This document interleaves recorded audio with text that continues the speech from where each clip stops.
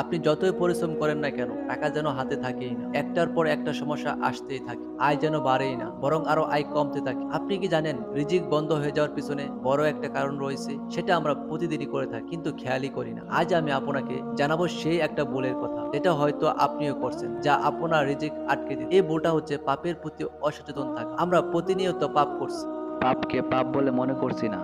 মনে করি সবাই করছে তাই আমিও করছি। এটাই আমাদের সবচেয়ে বড় ভুল। আমরা ভাবি আল্লাহ তো গাফুর রহিম, আমাদের মাফ করে দেবেন। কিন্তু আপনি কি জানেন আল্লাহ তাআলা বলেছেন, যে ব্যক্তি আমাকে ভয় করে আমি তার জন্য বিপদ থেকে মুক্তির পথ বের করে দেই, আর এমন জায়গা থেকে রিজিক খুঁজে দেই যা সে কল্পনাও করে না। এর মানে হলো আল্লাহ বিধি থাকলেই রিজিক আসে, আর আল্লাহর প্রতি বিতে হারালে রিজিক কমে যায়, বন্ধ হয়ে যায়। চলেন এখন আমরা জানবো কোন কোন কাজ করলে রিজিক আটকে যায়। নাম্বার ১, আমরা নামাজ কাজা করি কিন্তু কোনো পাত্তা দেই না। নামাজ বাধ্যতামূলক, পড়তেই হবে, কিন্তু আমরা মনেই করি না নামাজ পড়তে হবে। আর আল্লাহ তাআলা বলেছেন, তোমরা ফজরের নামাজ শেষ করে মাঠে ছড়িয়ে পড়ো, রিজিক আমি দেব। কিন্তু আমরা তা করি না। ১০টা ১১টায় ঘুম থেকে উঠি, এতে রিজিক বন্ধ হয়ে যায়। নাম্বার ২, অপরের হক নষ্ট করি, অপরের প্রাপ্যগুলো সঠিকভাবে বুঝিয়ে দেয় না। এজন্য দুনিয়াতে এবং আখিরাতে আটকে থাকতে হবে। নাম্বার ৩, কথা দিয়ে কথা রাখি না, আমানত ঠিকমতো বুঝিয়ে দেয় না। গীবত করি, মিথ্যা কথা বলি, টাকা পয়সা ধার নিয়ে ফেরত দেয় না, হিংসা করি,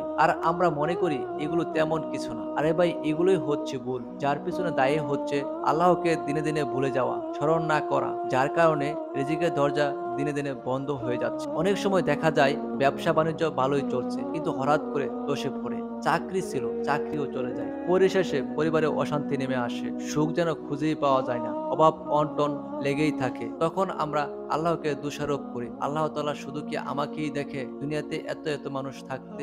আসলে এগুলো হচ্ছে আমাদের কর্মের ফল। আমরা যা করি তার প্রাপ্যটাই কিন্তু আমরা বুঝে পাই। আমরা শুধু বিপদে পড়লেই আল্লাহকে স্মরণ করি, অন্যথায় রাখি না। আমরা কখনো ভাবিই না আমরা কি আল্লাহকে ভুলে গেছি? রিজিক শুধু টাকা পয়সা, খাবার দাবারই নয়, শারীরিক সুস্থতা, মানসিক শান্তি, পারিবারিক শান্তি, ভালোবাসা, সম্মান, সময়, আর এই সবকিছুই হচ্ছে রিজিক। আর এই সবকিছুই আমরা পাপ দিয়ে নষ্ট করে ফেলি। আপনি যদি সত্যিই চান যে আল্লাহ তাআলা আপনার রিজিকের দরজা খুলে দেখ, তাহলে একটা কাজ করতে হবে, নিজেকে পরিশুদ্ধ করতে হবে, নামাজ নিয়মিত পড়তে হবে, প্রতিদিন সময় নিয়ে কোরআন তেলাওয়াত করতে হবে, কাউকে কথা দিলে কথা রাখতে হবে, কাউকে কষ্ট দেওয়া যাবে না, গোপনে দান করতে হবে, যেন এমন লোকে দান করতে হবে যেন সে দান পেয়ে খুশি হয়, এবং দান সদকার মাধ্যমে বিভিন্ন ধরনের রোগবালাই ভালো হয়ে যায়। আর অন্যকে দান করলে আল্লাহ তাআলা খুশি হয়, এবং আপনার রিজিকের দরজা এমন ভাবে খুলে যাবে যা আপনি কল্পনাও করতে পারবেন না। আল্লাহ তাআলা আমাদের সবাইকে হালাল রিজিক খাওয়ার